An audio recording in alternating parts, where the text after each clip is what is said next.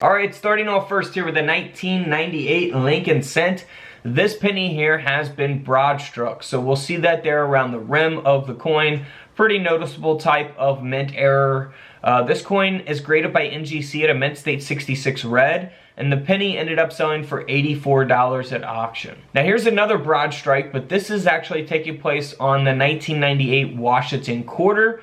Again, this coin is graded by NGC as well at a mint state 67, and this quarter ended up selling for over $160. Alright, here's another huge broad strike, but this is on the 1998 Kennedy half-dollar coin, graded by PCGS at a mint state 66. This coin here ended up selling for $900 at auction. That's right, 900 bucks for 50 cents. Now here is a nice double strike. This is amazing. I mean, if you ever found something like this in pocket change, you'd really be lucky. That's why they're called rare coins, because these ones are definitely rare to find. This is a 1998 penny that has been double struck, graded by Annex at a mint state 63 red. The coin only sold for $111, and honestly, I would pay that any day to have a coin like this, because these types of double strikes are one of my favorite type of mint errors. Speaking of double strike, here is another double strike on the 1998 Washington quarter. The coin is graded at a mint state 65 by NGC. This coin sold for $960 at auction. Unbelievable, man. Just look at that double strike. I love it. I love the double strikes. Here's a 1998 Jefferson nickel. Looks very normal here on the reverse of the coin, but as we flip the coin over, you'll see that the obverse has been struck through a capped die. The die is what comes down and strikes the piece of metal, strikes the design onto the piece of metal to create the coin. So it was a capped die. The coin is graded by PCGS at a mint state 64, and this coin ended up selling for $84 at auction. Now here's a 1998 penny that has not only been broad struck, which you'll see around the rim of the coin, but it also has an obverse brockage as well. Pretty noticeable type and, you know, extreme type of mint error here. This coin sold for around $100 at auction. Moving right along to a crazy looking Roosevelt dime, and that's because the coin here has been double struck with a broad strike and an obverse indent. So we got a few different mint errors going on here for this Roosevelt dime, graded by NGC. This coin sold for over $215. Next up is another Roosevelt dime. Looks kind of normal here on the reverse, but here on the obverse of the coin, we are missing that outer clad layer, and that is what gives the coin its value. This coin, graded by PCGS at a mint state 60, sold for $89. Moving right along to another 1998 Lincoln Cent. Now this penny has an off-center error. Of course, it's pretty noticeable, pretty self-explanatory.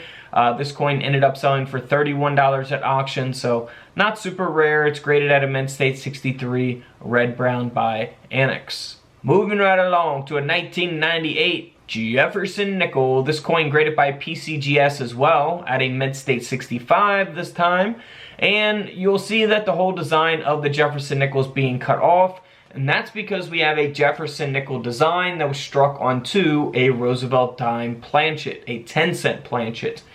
This coin ended up selling for $384 at auction. One of my favorite types of mint error is the double denomination. I can never leave these out. The 1998 double denomination, where we have a Lincoln Cent design that was overstruck onto a 1998 Roosevelt dime.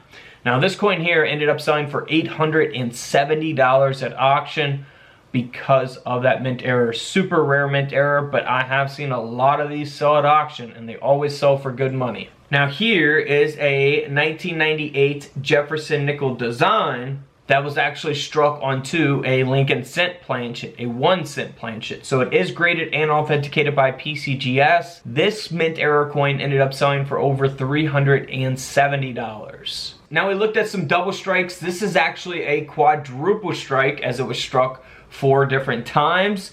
And this is the 1998 Jefferson nickel, graded by PCGS, that sold for over $430. Very nice quadruple strike there. I just love these coins, man. I can't say enough about the double strikes, quadruple strikes, triple strikes.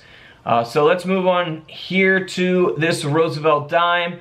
You'll see that it looks the same on both the obverse and the reverse of the coin, and that's because it was struck onto a 1-cent stock. So basically what happened here is we have a Roosevelt dime that was struck onto a dime-sized planchet, Roosevelt dime design that was struck onto a dime-sized planchet that was actually cut from the 1-cent stock, from the Lincoln cent stock. So this coin is super rare. This dime ended up selling at auction for over $4,400. Nearly a $5,000 coin. So always pay attention to your coins and your pocket change in the coin rolls from the bank, or even in coin collections that you're purchasing or may inherit. Alright guys, don't forget to subscribe in the middle. Feel free to check out those videos to the left of me, and until tomorrow, I'll see you guys in the comment section below. This is Couch Collectibles, and this is where I disappear.